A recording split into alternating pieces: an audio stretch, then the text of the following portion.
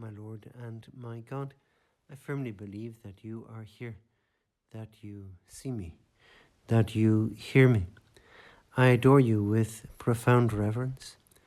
I ask you for pardon of my sins and grace to make this time of prayer fruitful.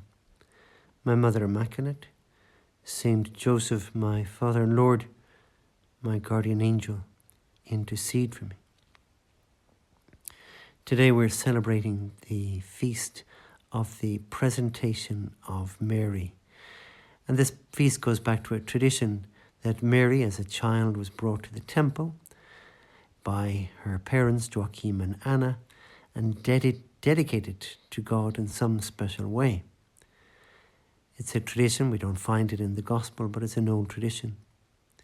And we can think of that small girl, young Mary, with her immense dignity being brought to the temple, where she is presented and only ever treated by others as a small little girl. Joachim and Anna know her true dignity, however. Her dignity is much, much greater than that of the temple in which she is being presented. But nobody knows that. It's completely invisible to everybody. And yet, something we see in Our Lady, we see it in one of the apparitions to Saint Bernadette in Lourdes. And something that Saint Bernadette says about the apparitions of Our Lady in Lourdes. She said that Our Lady treated her like a queen. Bernadette probably treated Our Lady like a queen, but that Our Lady treated her as if she were royalty. And she used the very polite form when she addressed Our Lady. When she addressed Bernadette, she didn't say tu, but voi. So the polite, formal form of address. It's kind of unusual for even any adult to address a child with this polite, respectful form.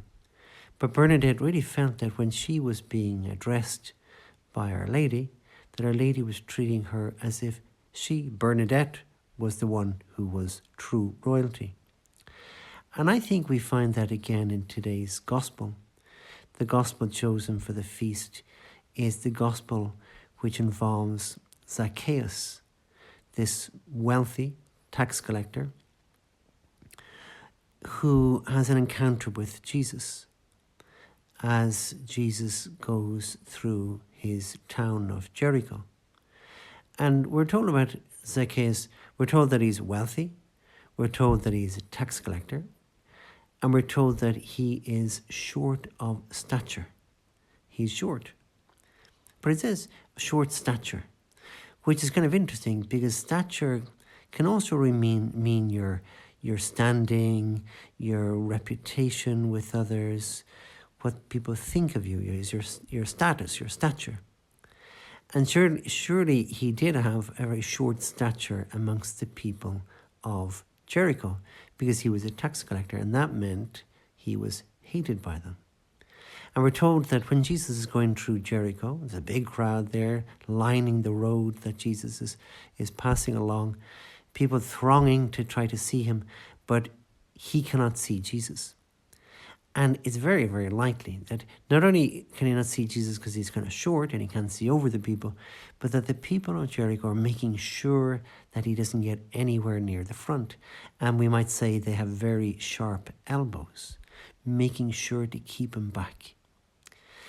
And another thing about Zacchaeus is that they treat him as if he's nobody, really.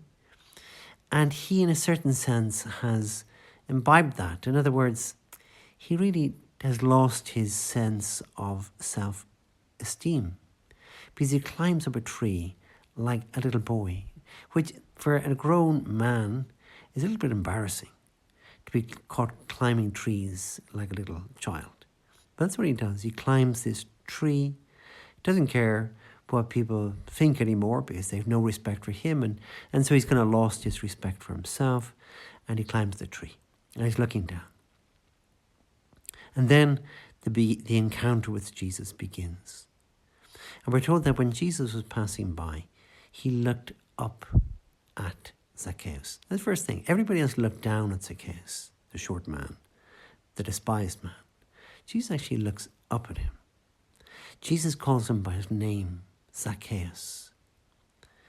And then he gives him back all his standing, his stature, because he gives him the honor of inviting himself to stay in the house of Zacchaeus that day. So you remember, he says, Zacchaeus, come down, for I must stay at your house today. And that's a great honor for Zacchaeus. You can imagine all the people of Jericho, any one of them would have loved to hear Jesus say that to them.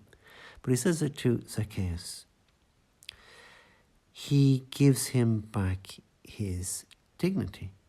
Zacchaeus suddenly finds himself treated as somebody with dignity. And that leads to his conversion. And there's this famous conversion where he promises to restore any money that he's stolen and all these things in front of everybody. They're not happy. They're not happy that Jesus is going to his house, and they grumble. But Jesus even then says explicitly, this man has dignity, because Jesus says at the end of the scene, he says, this man too is a son of Abraham. In other words, he should be honored. He should be treated with dignity. And maybe in a way he's kind of giving out to the people of Jericho for treating Zacchaeus so badly, removing all his dignity from him. Reminds me a little bit of the story, the parable that Jesus tells of the prodigal son, the wonderful story of the two brothers, but the younger brother goes off and loses all his money and his dignity in the far-off country, behaving very badly. He comes back with no sense of dignity anymore, and he just thinks, well, at best I'll be treated like a servant in my father's house. What's the first thing the father does? He gives him back the symbols of his dignity, his sandals. You can imagine very nice sandals. He's barefoot. He spent all his money and pawned his nice sandals, and the father gives him back nice new sandals, a robe. You can imagine an expensive, fine robe, and then the kind of the icing on the cake, his ring. You can imagine a big gold ring, a real symbol of dignity. So the father says, you have not lost dignity in my eyes. I treat you with your dignity. It's very important for us to learn that lesson. That people, even if they've thrown away their own dignity, like the younger son in the parable that Jesus tells us, or maybe even Zacchaeus, probably he was up to no good in his tax collecting, and he was all these kind of things that the tax collectors were in the time of Jesus. But really their dignity is still there, underneath it all. And maybe God is waiting for you, for me, to give the person back their dignity. Use their name, their personal name, the way Jesus calls Zacchaeus. Uses his name in this kind of very respectful kind of way. Treating them not just as a son of Abraham, but a child of God. And maybe only through the way that we treat them, that they will rediscover, yes, I am a child of God. I have this dignity, which I have forgotten about, that I've some way thought I'd lost, but I haven't really lost it. We think back to Our Lady again. And I love that, the way that she speaks to a young girl, a little peasant girl, in the little village of Lourdes, and she treats her so respectfully. Because, of course, Our Lady is not making it up. She deserves the respect. Little Bernadette, is a child of God.